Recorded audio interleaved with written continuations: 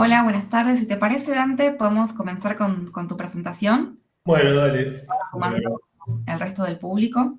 Así que bienvenidos y bienvenidas a esta actividad. Hoy nos está acompañando Dante Barbato por primera vez en esta edición de la Semana Unipe Virtual. Ustedes saben si es la primera vez que están participando. Esto es una semana que se repite 2 veces por año. Entonces hay actividades virtuales tanto de docentes de la UNIPE como de diferentes investigadores de nuestro país para dar a conocer justamente las investigaciones, los proyectos en los cuales estamos participando diferentes docentes e investigadores de Argentina. En este caso tenemos la oportunidad y le damos la bienvenida a Dante Barbato, que es licenciado en Historia por la Universidad de Buenos Aires, es investigador del Instituto de Historia Argentina y Americana, doctor Emilio Ravignani, y es doctorando por la misma universidad en el marco de una investigación sobre la construcción de los vínculos políticos en la conformación del orden rosista. Así que hoy nos va a estar acompañando con esta actividad. Si querés, Dante, empezar a compartir pantalla. Bueno, gracias Belén por la presentación, por el espacio y por la organización. Bueno, voy a tratar de compartir la pantalla y arrancar con la exposición. Creo que ahí debería verse, ¿no? Sí, se ve perfecto. Bárbaro. Y si ahí agrando, se ve bien, ¿no? Se ve perfecto. Bueno, ¿qué tal? Gracias, como decía Belén, y a quienes asistieron. Bueno, como decía Belén recién, esta exposición, esta charla, se enmarca dentro de una investigación más amplia, que es mi tesis doctoral en curso, que ya está en una etapa, esperemos, de finalización y de cierre, donde yo examino la construcción de vínculos políticos que fueron centrales para la conformación del orden rosista, es decir, desde 1829 hasta 1852. Y en esta exposición, en esta ponencia que preparé para hoy, lo que me pregunto puntualmente es sobre la gestión política de la distancia, es decir, sobre el desafío político que implicó la distancia en la conformación del orden rosista, ¿no? Es decir, la distancia supuso un problema no solo para Rosas y para el rosismo, sino para los gobernantes en general, digamos, en diferentes momentos y lugares históricos.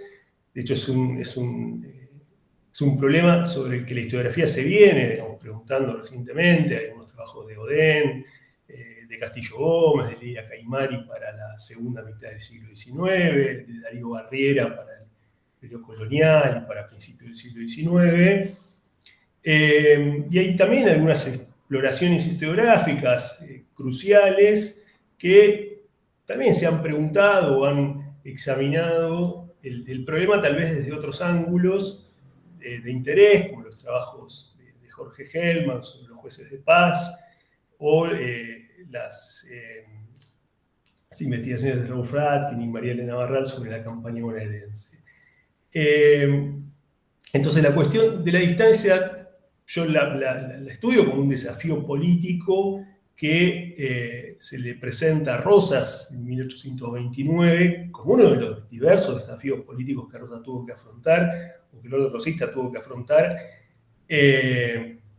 centralmente en este caso, pensándolo como un problema a resolver para la circulación de la correspondencia y de otros papeles estatales que debían llegar a destino, ¿no? Que debían llegar a destino sanos, de una manera más o menos rápido, ¿sí?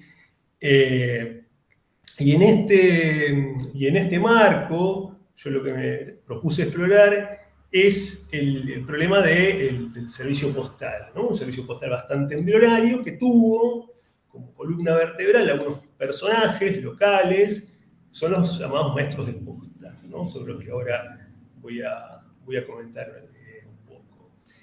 Este problema de la distancia, en realidad yo llego al problema de la distancia preguntándome acerca de algo que yo denomino como una cultura epistolar rosista, ¿no? Esta noción es englobadora de la cuestión de la distancia, de la cuestión de la circulación, pero también de otros fenómenos, ¿no? Como por ejemplo la producción institucional de correspondencia y otros papeles estatales que salían y que eran producidos en la Secretaría de Gobierno de Rosas. Hoy esa Secretaría de Gobierno de Rosas constituye un fondo documental monumental de más de 90.000 piezas que está resguardado en el Archivo General de la Nación.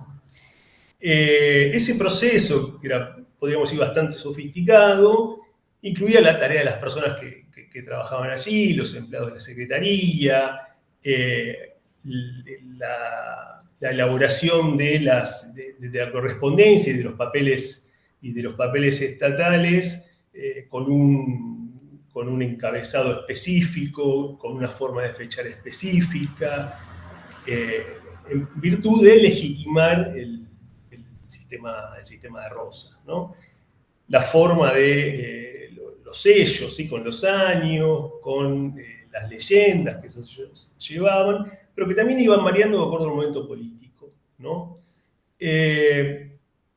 La otra cuestión que está, digamos, incluida dentro de esta noción que yo llamo cultura epistolar rosista es la idea de la carta como un dispositivo político, como una herramienta política. Es decir, la carta no solamente como un objeto que comunicaba y que informaba, sino también como una herramienta que Rosas empleaba en virtud de obtener determinado objetivo político, ¿no? Es decir, esa correspondencia que Rosas escribía tenía un objetivo que en muchos casos era persuadir, convencer al destinatario, y eso implicaba la inversión de estrategias de persuasión, de técnicas epistolares, la argumentación, etc., ¿no? Eso ayuda a pensar en otra cuestión que tiene que ver con el carácter performativo de la correspondencia. Es decir, estas cartas tienen un carácter performativo que era, bueno, justamente lograr modificar o no la actitud del destinatario, de quien recibía esa correspondencia. Podría ser otro gobernador, podría ser un personaje local, podría ser un potencial enemigo, o podría ser un potencial amigo de la causa, ¿no? Es decir, un aliado. El otro foco tiene que ver con la circulación, ¿no? Y acá la cuestión de la distancia aparece, ¿sí?, como un problema relevante. Es decir, la carta se escribe, la carta se produce, pero hay que hacerla llegar. Y no es algo menor, ¿no? Y dentro de la cuestión de la circulación aparecen como dos dimensiones. Primero la cuestión territorial, la cuestión física, la cuestión espacial, ¿no?, que es la que tiene que ver con el transporte, con la logística, que es un poco lo que nos trae hoy. Y la otra dimensión tiene que ver con la circulación social y política, es decir, cómo hacer que esa correspondencia sea leída, o el contenido de la correspondencia pública sea conocido por aquellos que no saben leer y escribir. Es decir, es un problema trabajar con correspondencia. ¿Por qué? Porque excluye a muchas personas que no saben leer y escribir, es decir, que son ágrafas. Una de las formas de que ese contenido llegue era a través de la lectura pública, ¿no? Yo no lo traje hoy porque si no era como abrir otra cuestión más, pero en ocasiones lo que hacía Rosas era apoyarse en sus articuladores políticos locales y que esas personas lean públicamente el contenido de alguna correspondencia que tenía como fin, bueno, politizar, ¿no?, movilizar a los pobladores rurales. ¿Sí? Hay un caso muy, muy conocido de Vicente González, que era un articulador político local, que tenía su sede política en Monte, donde una carta, digamos, muy famosa, que le escribe en 1839, en un momento crítico para el rosismo, porque hubo varios desafíos y levantamientos antirrosistas, y lo manda prácticamente, digamos, a circular por distintos partidos de la campaña bonaerense, y le manda cartas para que les lea a los pobladores rurales en fiestas, ¿no? bueno, y ahí cuenta, tal vez un poco también exagerando esas situaciones, pero le cuenta esas lecturas públicas, esos festejos que se iban sucediendo en diferentes lugares de la campaña. Y la otra también tiene que ver con la publicación de la correspondencia en la prensa periódica, ¿no? La prensa periódica también funcionaba como un dispositivo de difusión de determinada correspondencia, ¿no? De rosas con determinados gobernadores o de rosas con determinadas figuras del extranjero. Entonces, la cuestión de la circulación para un público que no tenía acceso a la correspondencia también es un problema de interés, ¿no? Pero todas estas prácticas, ¿no? Porque uno puede decir, bueno, pero también otros gobernantes también hacían un uso político de la correspondencia o también tenían su carácter performativo, etc. Bueno, pero en este caso, digamos, una de las novedades tiene que ver con que esta cultura, estas prácticas no eran neutrales, digamos, estaban atravesadas por esta lógica, digamos, unanimista, homogeneizadora, que pretendía, digamos, imponer el régimen rosista en función de los valores, de los principios del federalismo rosista, ¿no? Entonces, como para ordenar un poco la exposición o la ponencia, yo elegí como cuatro ejes o cuatro líneas que tienen que ver, por un lado, los esfuerzos institucionales que encaró el gobierno de Rosas para dinamizar la comunicación con la estructura institucional existente, es decir, con la estructura institucional que había heredado digamos, de la administración provincial, ¿no? Una segunda cuestión tiene que ver con la pretensión del gobierno por homogeneizar esa estructura, ¿sí? Como decíamos recién, digamos, bajo la lógica, digamos, unanimista. Y otro eje que me pareció importante es, bueno, pensar de qué manera se comunicaba Rosas con las figuras políticas, digamos, que formaban parte de su armado político, cuando no estaba en el poder formal, ¿no? Cuando no estaba ejerciendo la gobernación. Y una coyuntura clave que nos ayuda a pensar en esas estrategias es la expedición de 1833, cuando Rosas lidera la expedición al desierto de 1830, inicia en marzo de 1833. Y otro momento que yo me propongo pensar tiene que ver con los años 40, es decir, cuando se logra, digamos, sortear, cuando el rosismo logra sortear y derrotar estos intentos, estos desafíos que se habían iniciado en 1878 durante los años 40. Es decir, bueno, esto que Rosas había intentado hacer o que se había pretendido, digamos, resolver durante el primer gobierno, entre 1829 y 1832, bueno, ¿qué termina sucediendo con eso, con esos problemas de comunicación existentes y con esos intentos unanimistas en los años 40 en relación al servicio de correos, ¿no? Pero bien, ¿con qué se encuentra Rosas cuando accede a la gobernación en 1829? Bueno, primero con un sistema postal de origen colonial, que estaba regulado normativamente, es decir, que seguía funcionando bajo esa lógica, más allá de algunas disposiciones, de algunas circulares que se iban estableciendo desde el gobierno bonaerense. Pero una cuestión a destacar importante tiene que ver que es un sistema regulado, ¿no? Es decir, la administración establece tarifas para el alquiler de los caballos de los maestros de posta, procedimientos para el traspaso de la correspondencia, es decir, cuánto tiempo debía tardar un maestro de posta entre que recibía la correspondencia y le enviaba a la posta siguiente, la cantidad y la calidad de caballos que un maestro de posta tenía que tener, la cantidad de postillones que eran los colaboradores, los ayudantes de los maestros de posta, que acompañaban a los transeúntes y que eran quienes llevaban las comunicaciones al punto siguiente, ¿no? Pero también el Estado intervenía nombrando, administrando las renuncias de maestros y también establecía algunas excepciones impositivas para los maestros de posta, no se les cobraban algunos impuestos.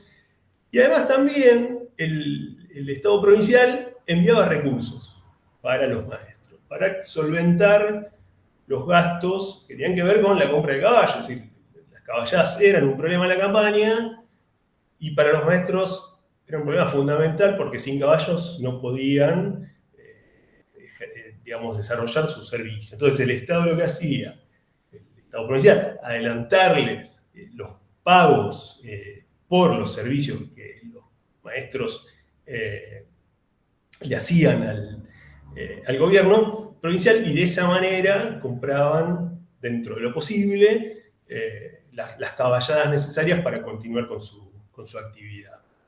Otra cuestión que aparece en la normativa tiene que ver con la distancia entre posta y posta, ¿no? Que generalmente era entre 4 y 5 leguas. Esto es algo deseable, a veces estaban a más.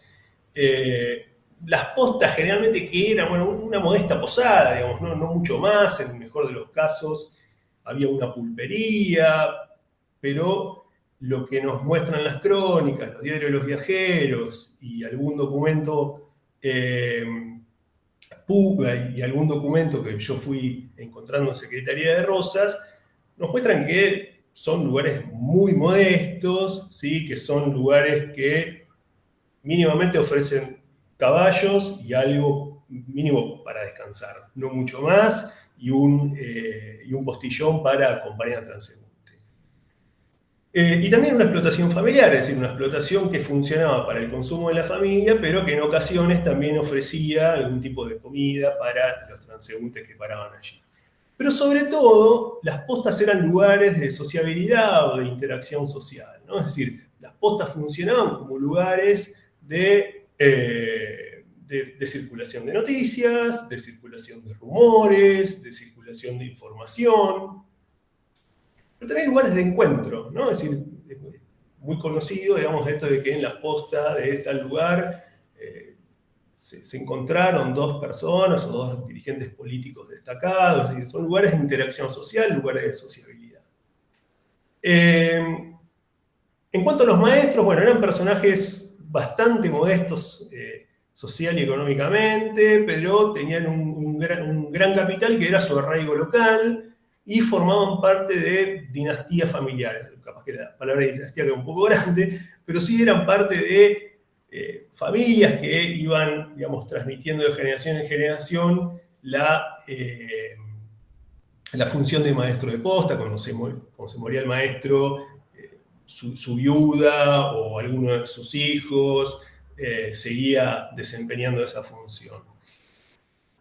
La cuestión interesante tiene que ver que los maestros de posta colaboraban en la construcción del orden institucional en la campaña bonaerense, ¿no? Es decir, los maestros de posta tenían que cumplir con cierta reglamentación y también tenían que controlar que quienes vayan por el camino de la posta y pasen por la posta que ellos administraban, tengan la licencia, la autorización del gobierno para poder transitar. Y eso va a generar mucho malestar por parte del gobierno. ¿Por qué? Porque los maestros de posta actuaban con mucha autonomía. Es decir, le daban el servicio y le alquilaban el servicio a personas que no tenían esa autorización. Y eso va a generar muchas quejas por parte del gobierno y por parte de la Administración de Correos, al mando de Juan Manuel de Luga, que es una persona de la que voy a hablar ahora un poquito. Entonces, los maestros de posta también eran personas que colaboraban en la construcción del orden institucional, ¿sí?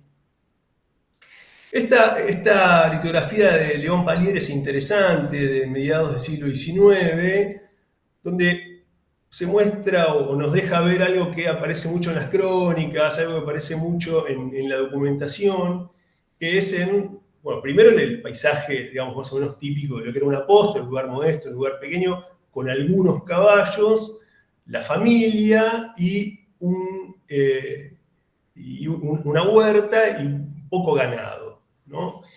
En esta, bueno, hay por ahí, bueno, no aparece acá ahora, pero una breve crónica de Narciso Parchape, que era un comisionado por el gobierno en 1828 para trabajar en el marco del departamento topográfico. Dice, paramos, bueno, hay muchas crónicas de este tipo, muchas narraciones de este tipo. Dice, paramos en una posada cansados y le pedimos por favor algo para comer a la esposa del maestro y tenía unas gallinas, las mató y pudimos comer y descansar algunos. Estas crónicas son muy usuales, muy habituales y dan cuenta de estos rasgos como más típicos y más comunes de las postas, ¿no?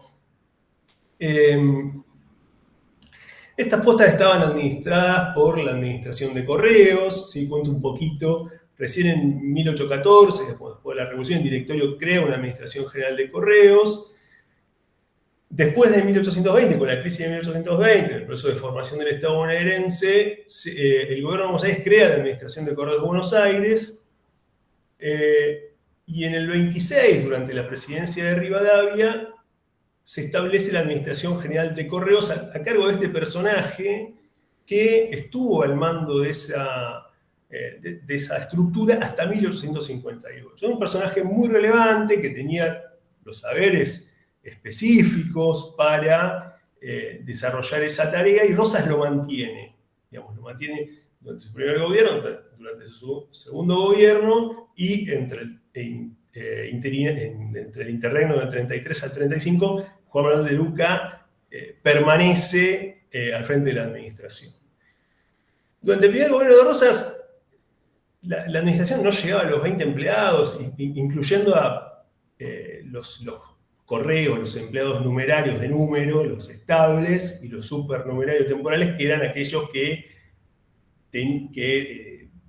trabajaban de manera circunstancial para transportar alguna documentación a alguna de las provincias de la Confederación, ¿no? Es decir, personas que se contrataban, y lo que también generaba un problema. ¿Por qué? Porque costaba mucho conseguir alguien de confianza que lleve una documentación con contenido sensible hasta Jujuy, por ejemplo, ¿no? Y eso generaba muchos retrasos también en el envío de la documentación, ¿no? Juan Manuel de Luca le escribe varias veces a Rosas y le dice: el paquete no puede salir porque no consigo a nadie, le ofrecí tanta suma de dinero,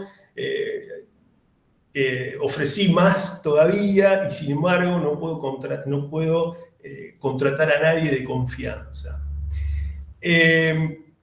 A partir del 35, el año 35 es un año muy importante, lo que tiene que ver con una fuerte reformulación de los empleados públicos que hace Rosas, y ahí hay una fuerte reducción del personal, ¿no? Es decir, por un lado, porque Rosas lo que hace es, en toda la administración, hace una gran purga, digamos, ¿no? De aquellos que en el 29 o en el 28 habían colaborado con Lavalle, digamos, de aquellos que en el 33 habían participado del otro bando del federalismo. Por un lado hace esa purga y también reduce la cantidad de personal, porque la influencia de la administración ahora se va a circunscribir a la provincia de Buenos Aires, ¿no? Entonces, en el 29, lo que yo decía del primer gobierno de Rosas, los problemas más frecuentes tienen que ver con lo que yo fui relevando de la documentación, con la lentitud, los robos de correspondencia, la circulación de noticias falsas, rumores contra la autoproclamada causa de la Federación, roturas de la correspondencia. Eso genera mucho malestar, muchas quejas, no solamente del gobierno, sino también de las autoridades locales, ¿sí?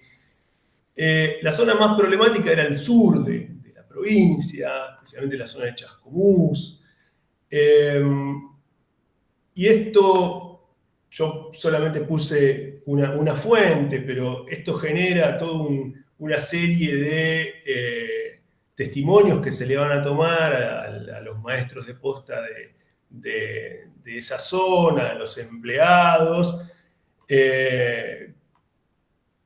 pidiéndoles el testimonio acerca de, bueno, qué es lo que está sucediendo en esa zona, ¿no?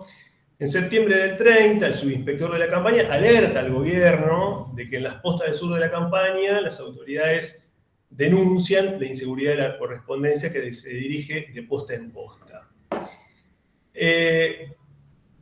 Esta declaración de enero del 31 es muy interesante, son todas muy interesantes, yo escogí solamente una, donde todos los maestros se van echando la culpa entre ellos. No, en realidad no se echan la culpa entre ellos, esto es lo más interesante, pero ninguno se hace cargo de la rotura, ni de la demora, ni de ningún tipo de faltante, ¿no?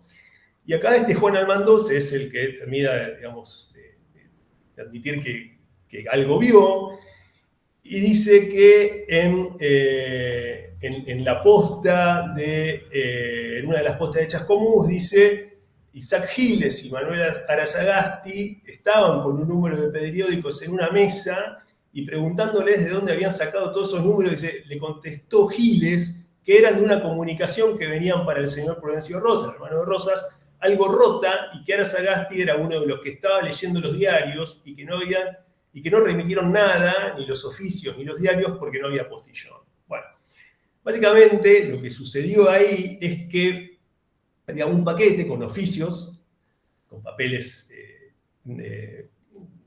digamos, sensibles para Prudencio Rosas y con unos diarios, ¿no? Y la denuncia es que estaban rotos, ¿no?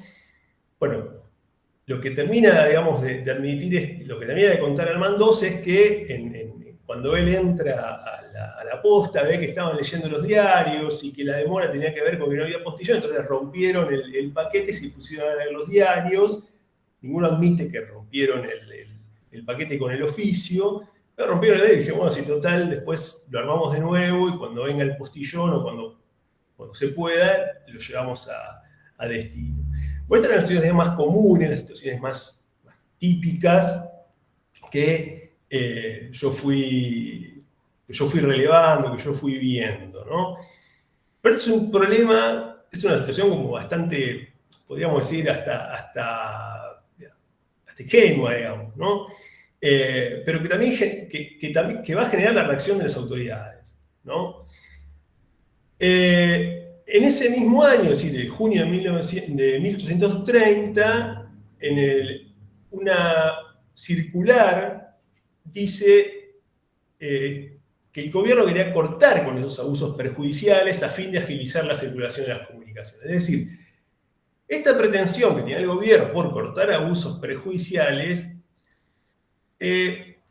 forma parte de una pretensión mucho más amplia que tiene que ver, bueno, con imponer un orden, con imponer una disciplina en la campaña en un momento de restauración del orden, ¿no? Es decir, sabemos que a fines de 1828 se sucede la invasión de Lavalle, el derrocamiento de Dorrego, el fusilamiento de Dorrego, lo que va a iniciar un proceso de movilización muy importante en la campaña bonaerense, una movilización popular muy importante en la campaña, y desmovilizar y disciplinar esa campaña politizada es uno de los objetivos, ¿no?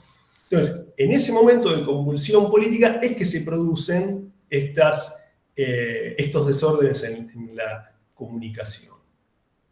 Pero también el gobierno, en una circular, denuncia el desgano de los maestros, el poco esmero en sus funciones, dice que no tienen pronto los postillones y les dan los caballos a cualquiera. Es decir, lo que está denunciando ahí el gobierno es, bueno, además de que hacen las tareas a desgano y con lentitud, le dan caballos a cualquiera que no tenga el pasaporte, que no tenga la licencia del gobierno, ¿no? Y la otra forma de intervención tenía que ver con estos adelantos en dinero que yo les mencionaba recién.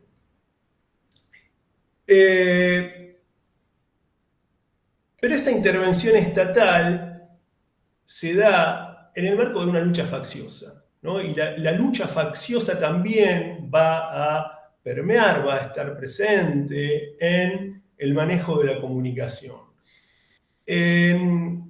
Juan Manuel de Luca le escribe a Rosas en agosto del 30, no, perdón, le escribe a Rosas preocupado por regularizar y asegurar las comunicaciones, ¿no? Es decir, en la cúspide, digamos, de la estructura de poder rosista está esta preocupación. Y Rosas le va a escribir a Anchorena, mientras estaba delegando el poder en Anchorena, en uno de sus ministros, en ese momento Rosas había salido de la ciudad, dice, los más de los correos que salen para el interior, es decir, para las otras provincias de la Confederación, son enemigos del gobierno y desparraman noticias falsas y perjudiciales al sistema federal.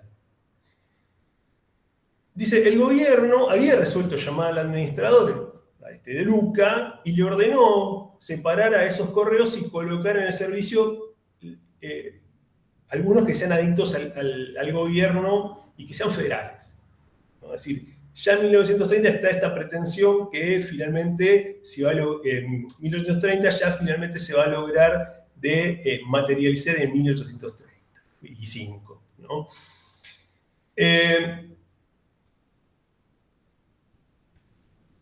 Esto de Luca, hay unos intercambios interesantes entre De Luca y Rosas, en octubre del 30, De Luca le va a decir, mi querido tocayo y señor, es decir, lo que hay ahí también es una situación que nos muestra el lugar, podríamos decir, de privilegio que De Luca tenía en la estructura rosista. Es decir, De Luca tenía un saber específico que no pocas personas compartían, se mantiene en la estructura desde el 26 hasta el 58 y se da el lujo de decirle tocayo a Rosas.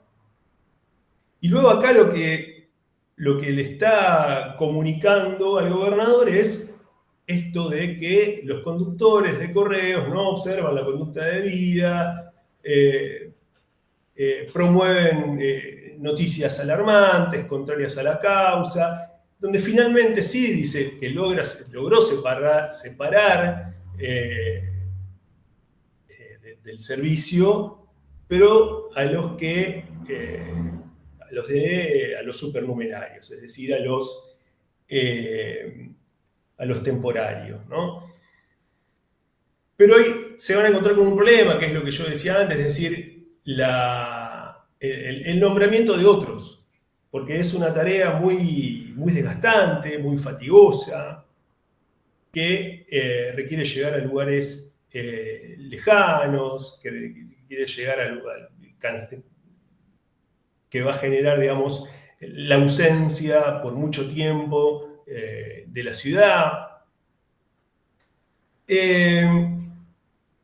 Y el otro momento, ¿no?, que a mí me interesaba pensar es, hasta ahora, lo que yo más o menos vine contando fue la situación, el manejo de la comunicación epistolar y de otra documentación que no entraría, digamos, dentro del género epistolar,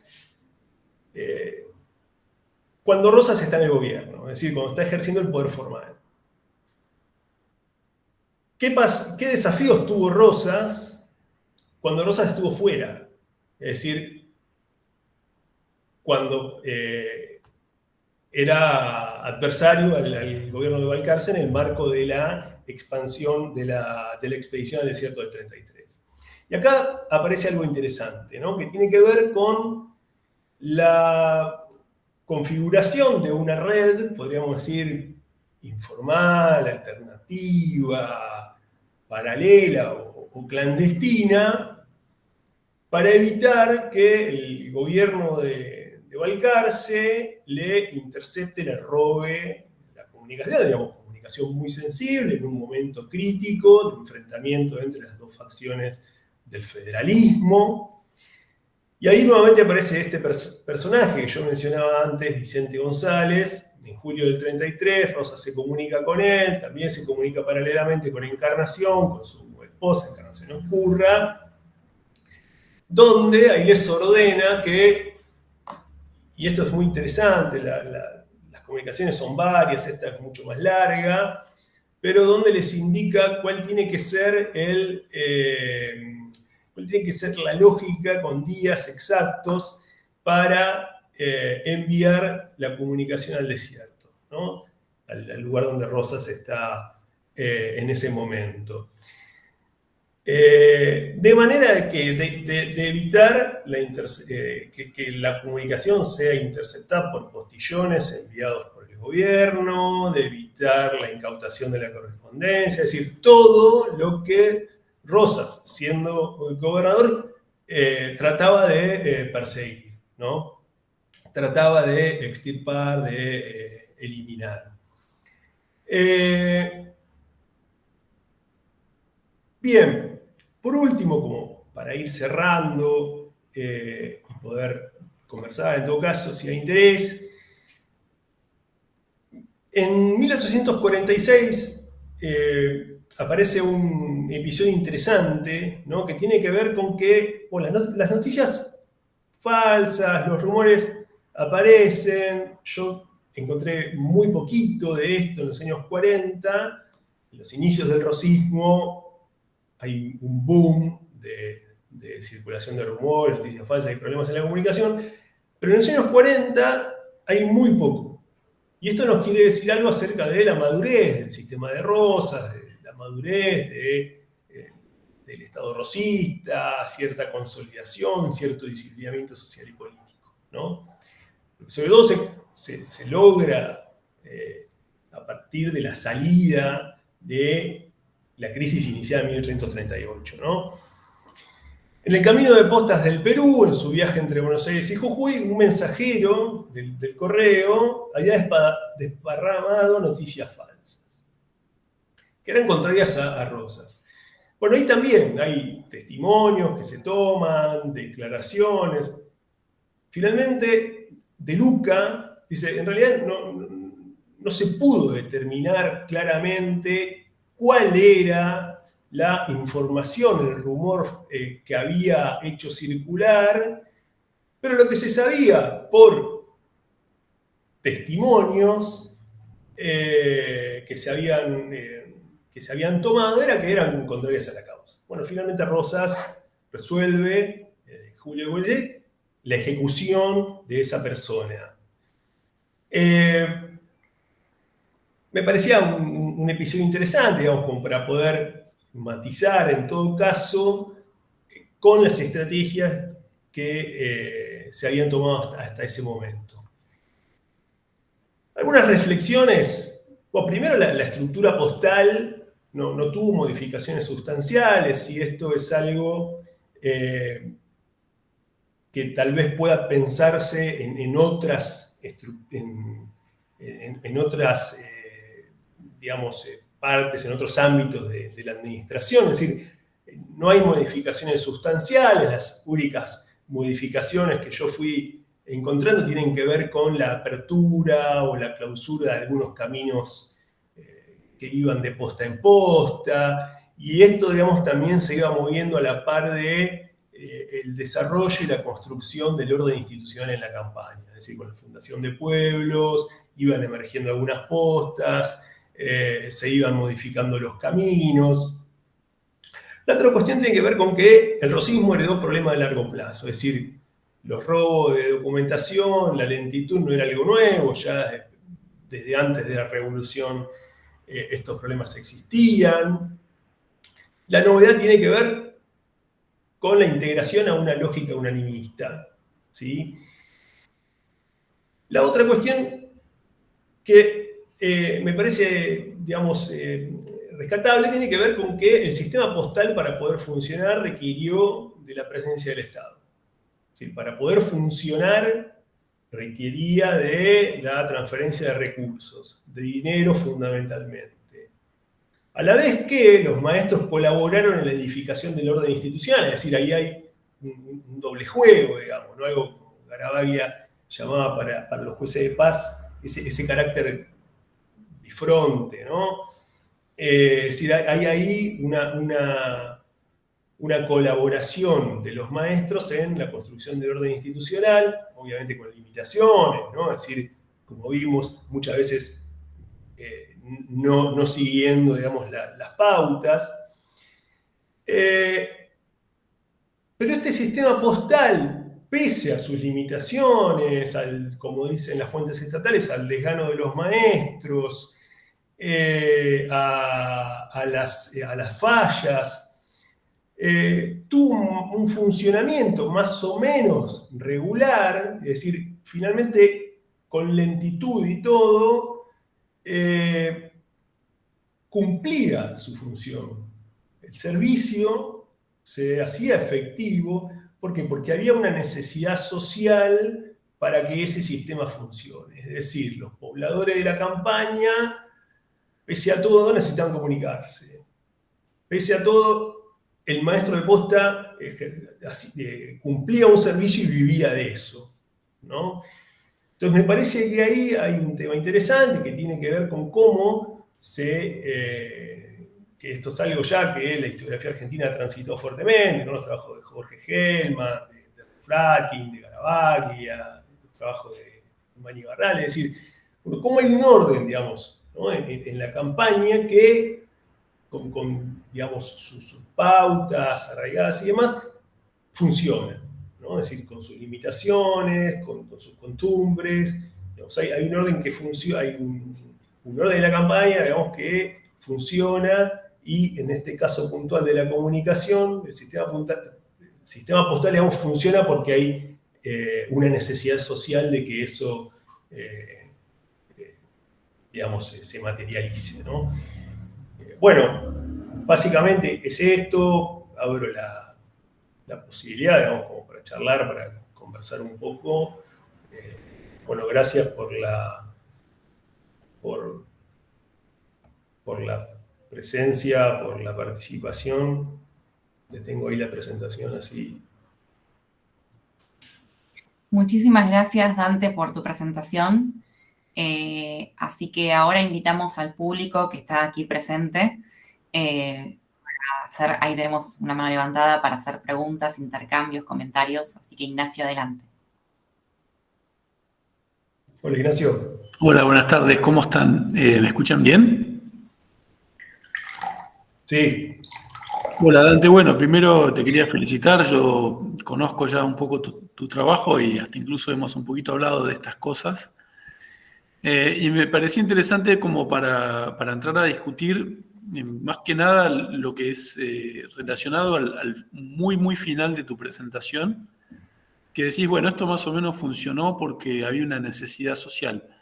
Y ahí es donde me gustaría preguntar sobre esa necesidad social, en qué medida, porque, bueno, tengo entendido que lo que sucedía en otras partes del mundo, por ahí en países más desarrollados en ese momento, a mediados del siglo XIX, el sistema postal pasa a ser masivo, barato, eficiente y masivo en el resto del mundo occidental, sobre todo en los países más desarrollados.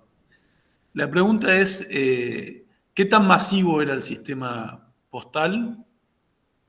Si la gente del común lo utilizaba, y en qué medida, esta sería la pregunta, un sistema postal no tan masivo era más fácil de controlar políticamente, ¿no? Porque si estamos hablando de, no sé, 50.000 cartas por día, cuando sabemos que el rosismo lo que hacía era un control muy, muy exhaustivo de sus opositores, si existía la posibilidad de un sistema postal muy masivo, creo que sería mucho más difícil de controlar, de abrir carta por carta y leer qué hay ahí adentro, ¿no?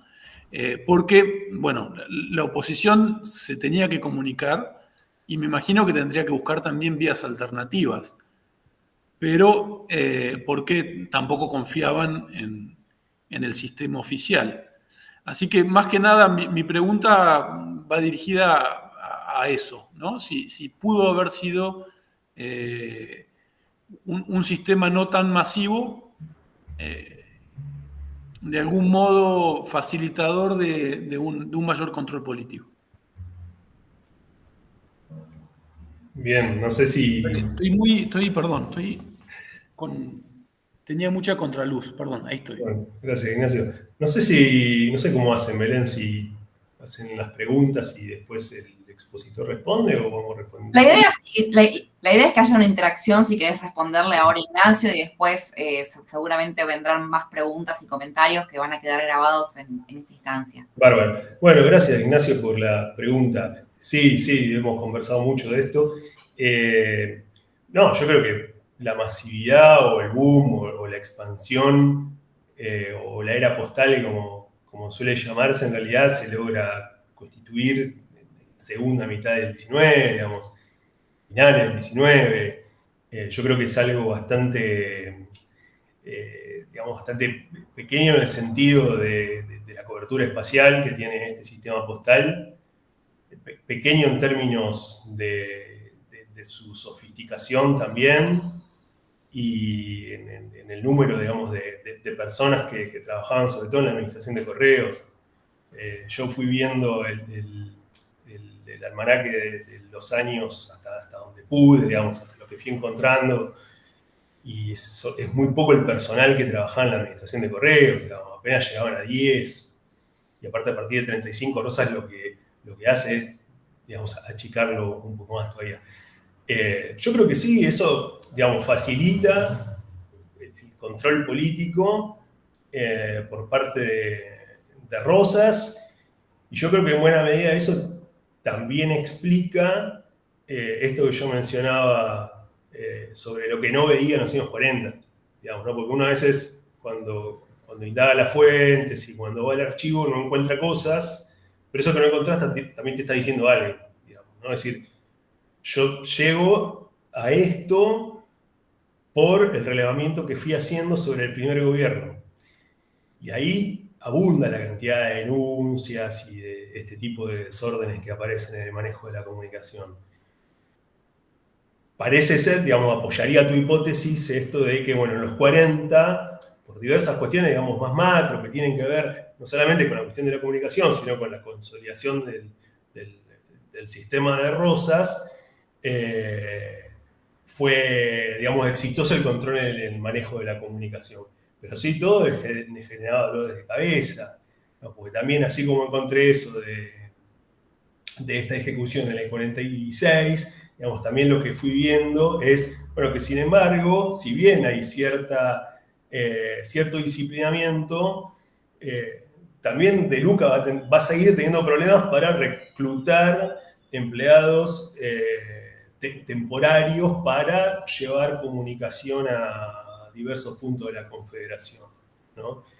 Y en realidad la necesidad social, bueno, yo ahí sí sería, digamos, a ver, la necesidad social, tal vez como lo planteé, sí, queda como una necesidad social puramente de comunicarse entre los pobladores de la campaña, pero una necesidad sí de comunicarse y de hacer llegar esas comunicaciones, digamos, esas informaciones del gobierno, y una necesidad social de los maestros de posta por seguir trabajando de eso, digamos. Pero después, bueno, sí, ahí matizaría un poco lo que tiene que ver con la necesidad de los pobladores de comunicarse, digamos. No era algo masivo como sí iba a ser después, a finales del XIX y sobre todo en el siglo XX, digamos, ¿no? Ahí la necesidad social es menor, pero sí la necesidad política, digamos, la necesidad política de que el Estado bonaerense pueda llegar a diversos puntos con determinada información, con determinada correspondencia, con determinada documentación y demás.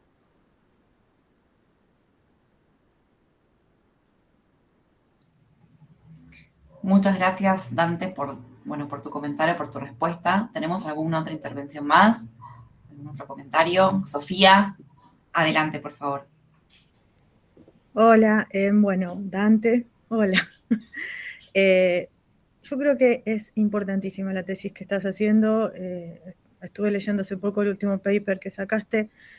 Era un vacío esto, era un vacío muy grande, porque estas comunicaciones estaban transcurriendo mientras nosotros transcurríamos nuestras propias investigaciones y nuestras propias tesis, y era muy difícil agarrarlas. el tema, más allá del correo per se, sino el hecho de la epístola que iba y venía. Yo he abierto muchísimas cajas de policía, justicia, y en todas, casi, sobre todo a la última parte del rosismo, me encuentro siempre con un apartado que dice correo, y ahí está lleno de cartas, y a veces realmente cartas muy importantes hacia Rosas, desde Rosas, para Rosas, de personajes que tienen líneas en la historiografía. Por supuesto, no hice nada con eso, dije, qué lindo, y tuve que seguir con lo mío, pero alguien tenía que tomarlo. Y escuchándote hablar, y sobre todo a raíz de tus últimas publicaciones, qué lástima que no lo tenía esto exactamente cuando terminé la tesis, porque hay algo muy importante en el final del rosismo, sobre todo a partir del 33, pero que se consolida mucho en el 40, que es quienes terminan siendo los jueces de paz de la ciudad, y muchos de esos lo son porque fueron muy importantes para Encarnación, y fueron muy importantes para Encarnación llevando comunicaciones en el 33. Claro. Entonces, yo notaba la importancia de esas comunicaciones que habían llevado, se caía de Maduro, pero uno también necesita un marco teórico y además epistemológico trabajado sobre la cuestión. No es solamente llevó un billetito. Esto es algo mucho más grande y la verdad es ideal que lo estés trabajando. Tenemos que hacer un cruce con estas cosas. Urgente. Bueno, eso, más que nada es eso, es un elogio, no es una pregunta, es qué suerte que está saliendo esto a la luz. Gracias. Sí, bueno, un poco, digamos, tenemos temas que se tocan y también, digamos, se me fueron generando esas preocupaciones también, ¿no? Porque a veces hay inscripciones en la correspondencia que tal vez uno las pasa a esto de correo, digamos, o a veces dice reservada. Y en ese momento como que lo naturalizás, pero después, che, bueno, pero esto es un problema, digamos, es un problema político. Evidentemente acá se está... Esto deja ver que hay un problema, un fenómeno político sobre que las autoridades posaron atención, digamos, ¿no? Y Juan Manuel de Luca es un personaje que también me pasaba algo parecido, ¿no? En Secretaría de Rosas aparecían 3 millones de referencias a Juan Manuel de Luca. Y cuando llego a De Luca, llego al revés, llego por esta última indagación. Digo, por eso aparecía tanto, ¿no? Y yo, correo, no le daba importancia. Bueno, empecé al revés. Generalmente empiezo por la biografía, en este último caso llegué al revés, llegué por el contexto a la figura. Bueno, y ahí me pasaba lo mismo. Juan Manuel de Luca, que yo no le daba mucha importancia, bueno, terminó siendo un personaje crucial para el manejo político, no solamente para el manejo del sistema postal, ¿no? Y también la comunicación verbal. Claro, ¿no? El sistema postal es la política. Es la política. Bueno, y también la comunicación verbal, y eso, lo que mencionaba Inés recién, digamos, sobre la comunicación verbal, bueno, hay mucho no podemos hacer, digamos. No tenemos el registro, digamos. Pero sí en alguna correspondencia se hace referencia a eso, ¿no? ¿Hay algún registro sobre órdenes verbales? Claro, bueno, venga y hablemos. Por ejemplo, yo encontré en algunas ocasiones eso de venga y hablemos, o esto conviene hablarlo personalmente, o cuando nos encontramos el otro día. Pero no, bueno, uno va construyendo conjeturas sobre eso.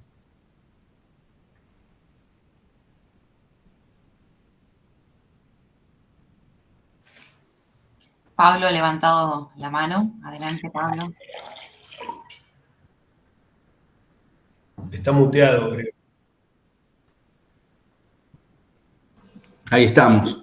En principio, agradecer a Dante, no solo por descubrir un tema que quizás para los que no somos especialistas en siglo XIX resulta fascinante, que es cómo se construye el poder concreto en un tiempo muy distinto a lo que podemos pensar en términos de lo que es la materialidad de la política, ¿no? Y la aparición de estos personajes que uno no imagina, insisto, sin ser un especialista en siglo XIX, como es el maestro de postas.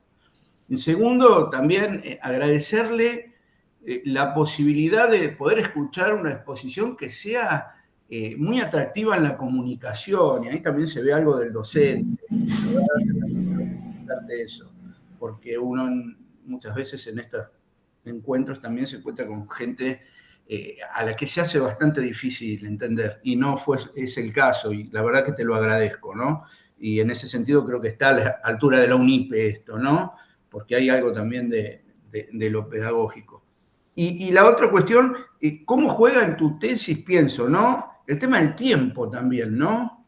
Porque, digo, tiempo y distancia. Me voy a remitir a una experiencia personal muy cortita, muy breve. Cuando todos los que hacemos algún turismo local por el Palacio San José de Urquiza y nos quedamos admirados,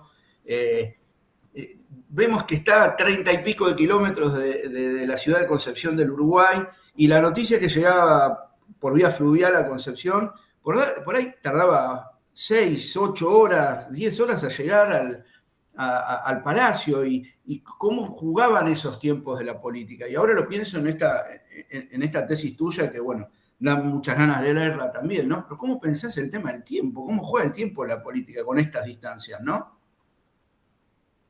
Bueno, gracias, Pablo. Gracias, en serio.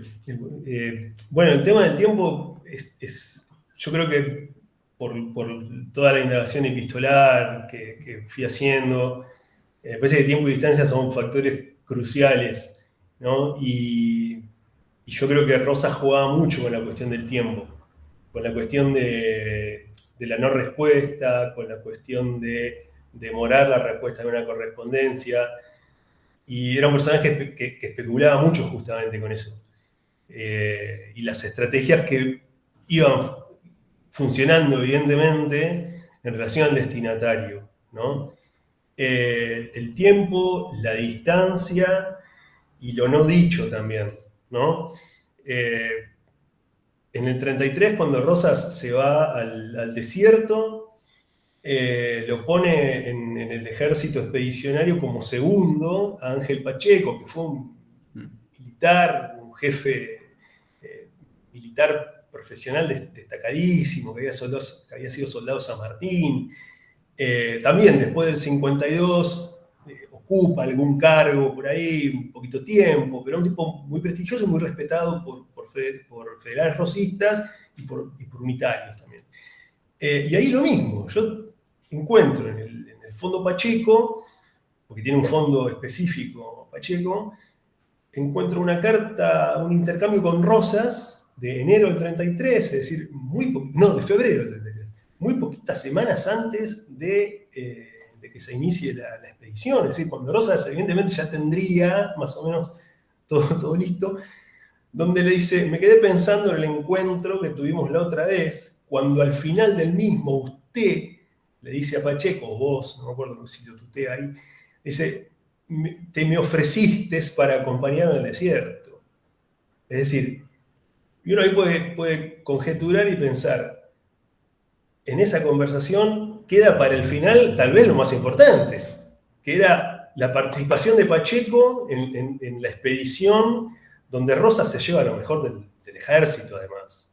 ¿No? Bueno, ahí evidentemente Rosas hace un manejo del tiempo, de la expectativa con el otro, que yo lo veo plasmado en la correspondencia. Entonces, me parece que sí, ahí la cuestión del tiempo, de la expectativa juega un rol destacado. Bueno, finalmente Pacheco termina participando y es, después de Rosas, el militar más importante y tal vez estratégicamente hasta el más importante del ejército por encima de Rosas. Y termina siendo el militar más respetado durante todo el rosismo. Bueno, ahí hay esto que vos señalás, ¿no? La cuestión de la espera, de la expectativa, que es algo también difícil de explorar en términos historiográficos. Muy complejo. Pero bueno, me metí en ese lío y bueno, algo tengo que hacer. Pero bueno, sí, digamos, lo que te permite ver es esto que vos decías, como el carácter intimista de la política, ¿no? O sea, los rasgos cotidianos de la construcción política, aquello que realmente vemos la cuestión más macro a veces, las cuestiones más procesuales, y bueno, esto queda, ¿no? Sin embargo, la historiografía se fue preguntando por esto, la historiografía internacional, la historiografía local, y muchas producciones nos ayudan a ir en esa línea, ¿no? Perfecto. Gracias.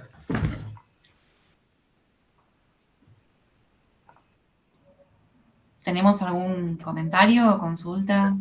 Yo me sumo a los agradecimientos nada más. Muy interesante todo y muy lindo. Solamente eso. Muchas gracias, Bárbara. Bueno, si no tenemos más comentarios o consultas, también lo pueden contactar adelante. No sé, a lo mejor quieres dejar tu mail por las personas que van a estar viendo esto grabado, que ya nos están preguntando justamente a dónde va a estar subido el canal de YouTube de UNIPE. Si lo ven en diferido para que te puedan contactar por cualquier consulta o pregunta. Bueno, gracias. Gracias a todos, a todas. Y bueno, cualquier cosa seguimos conversando luego. Así que bueno, me gustó mucho, disfruté mucho de las preguntas también, que ayudan a pensar y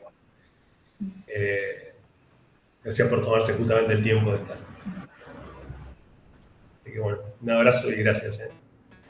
Muchísimas gracias a todos los que han participado, especialmente a vos, Dante, en esta nueva edición de UNIPE Virtual, y nos vemos seguramente en próximas ediciones. Muchas gracias.